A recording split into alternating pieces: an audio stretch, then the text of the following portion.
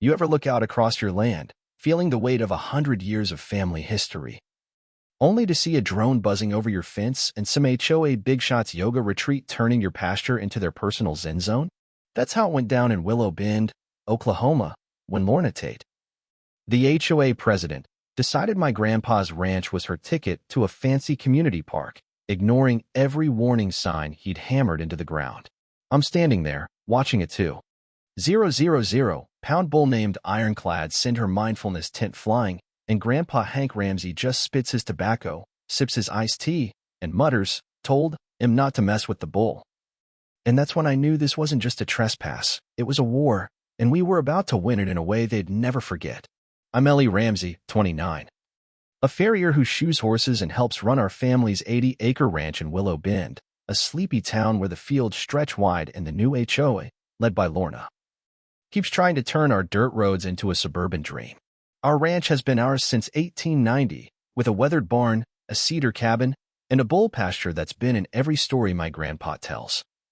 Passed down from my great-grandma Clara, who loved this land like it was her own heart.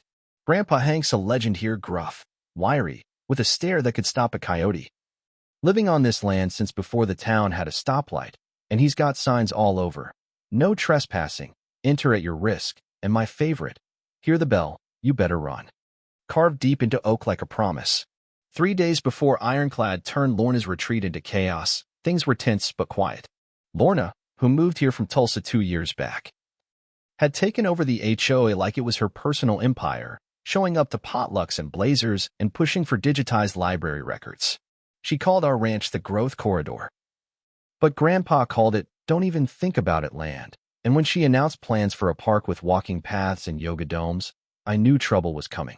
It started at an HOA meeting where Lorna pitched her Serenity Summit, a weekend camp to unify the community on our land, claiming it was underutilized.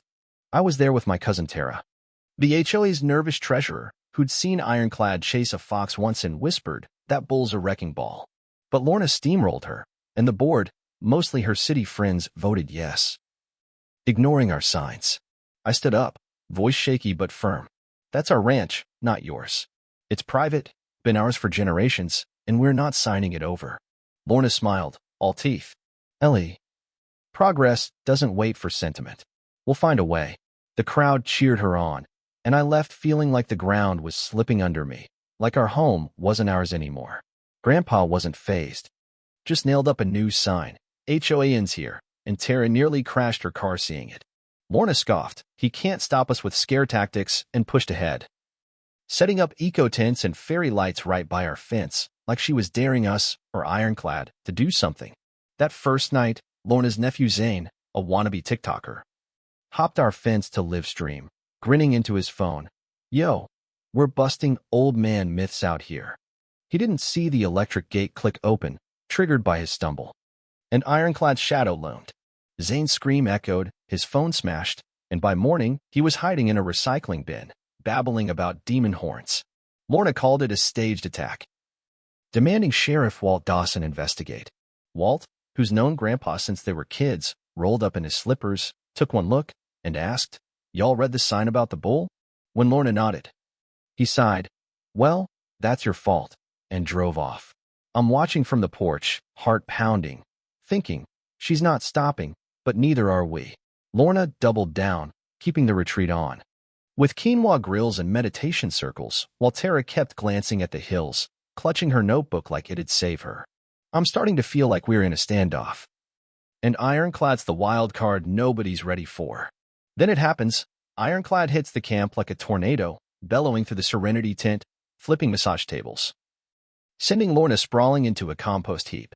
Yoga folks scatter, one guy climbing a sapling, another playing dead, and a drone crashes into a water trough. Grandpa's on the porch, timing it, radioing Walt, "Got a code brown in the south field. HOA's in trouble."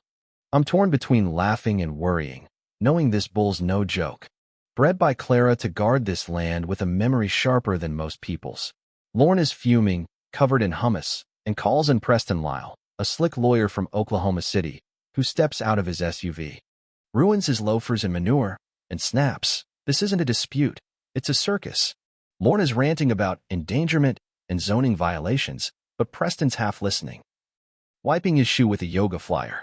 I sneak to Grandpa's barn, curious, and find it's a fortress, maps, traps, jars of what smells like chili fire, and Clara's journal, full of notes about ironclad's breeding, trained with bells and scents to protect, not just attack. Grandpa catches me, voice soft. Clara made him a witness, Ellie. He knows who's trouble. Someone opened that gate, and it wasn't me. I'm chilled, wondering who's sabotaging Lorna's crew, feeling the weight of Clara's legacy on us. Lorna's not backing down. She wants Ironclad gone, planning to tranquilize him and claim he's a public hazard. Tara tries to stop her. He's not just a bull. He's part of this land. But Lorna waves her off. Go fold napkins, Tara. The animal control team shows up, cocky in cargo vests, but Ironclad's too fast, tossing one guy into a bush, pinning another, and the third just bolts, leaving darts in the dirt. I'm watching, heart in my throat, as Lorna storms our porch, hair wild, yelling, "You think this is a game? I'm getting a restraining order on that cow." Grandpa's calm, sipping tea. It's a bull, Lorna. And you might want to check the deed before you get too loud. I'm proud but scared she's unhinged, and I'm not sure what's next. Tara comes back, pale, with Clara's journal, showing a 1998 Wildlife Preserve designation, signed by a judge, protecting our land from development. Lorna's breaking federal law, Tara says, and I'm stunned. Those signs weren't bluffs. They're legal walls. She files the papers across 3 counties, digitizing them, just as Lorna tries a last-ditch plan to void the protection by losing a judge's signature, not knowing we've beat her to it. Lorna's desperate, leading a midnight raid with her diehards, bolt cutters, a thermal drone, aiming to cut our west fence and let Ironclad loose to frame us. I'm asleep when Grandpa's traps kick in, floodlights blaze, speakers blast a grisly roar, and Ironclad charges, not to kill, but to hurt. Lorna's crew scatters, the drone crashes, and she's alone. Diving into a ditch, screaming as Ironclad looms, snorting steam, his bell ringing like a death knell. He lets her go, pawing the ground, and vanishes, leaving her mud-soaked and broken. By dawn, the camp's a ghost town, tents torn, chairs flipped, Lorna's megaphone in the dirt. Sheriff Walt and a wildlife officer, Ranger Lynn, arrive, confirming the preserve status with Tara's files, slapping citations on the HOA for trespassing and environmental violations. Lorna's watching from an Uber, scratched up, her badge a sad pin on a ruined shirt, knowing she's lost everything. Grandpa nods to our dog scout, another one down, and I'm awestruck. Clara's bull, her signs, our land, they're unbeatable. The HOA crumbles. Lorna's gone, maybe hiding in Tulsa, maybe meditating in Sedona, her name a whisper when folks spill coffee or see a stray cow. Tara steps up, unofficially leading a softer HOA, no votes needed, just quiet agreement to leave us alone. Willow Bend changes. Folks now call Grandpa's signs gospel, and the ranch is sacred ground. Sheriff Walt starts swinging by evenings, sharing biscuits. No words needed, just peace. A month later, we throw Willow Bend Heritage Day, not officially for us, but everyone knows it's for Grandpa, Ironclad, and Clara. Booths sell jam, a band plays, and Tara's running a kids' art contest about wildlife.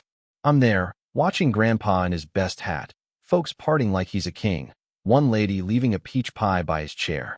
Tara takes the mic, voice steady. Some heroes don't shout, they hang signs, listen to the land, and let it speak. Clara Ramsey showed us that. She unveils a new sign, respect the land, ask permission. Watch for the bull, for Clara Ramsey, keeper of the wild. And I'm choking up, seeing Grandpa tip his hat, eyes glistening. That night, Grandpa saddles his mule Gus, and I follow to the bluff where Ironclad waits, calm under the stars. Grandpa scratches his ear like he's petting Scout and says, Clara made him to remember, Ellie. He'll forgive, maybe. But forget? Not in his blood.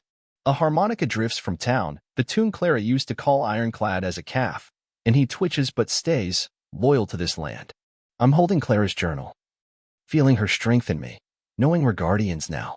Willow Bend's wiser, quieter, respecting our lines, but I'm watchful. Tara found a note in the journal when the noise starts again, listing old foes, hinting at hidden cameras, a secret gate.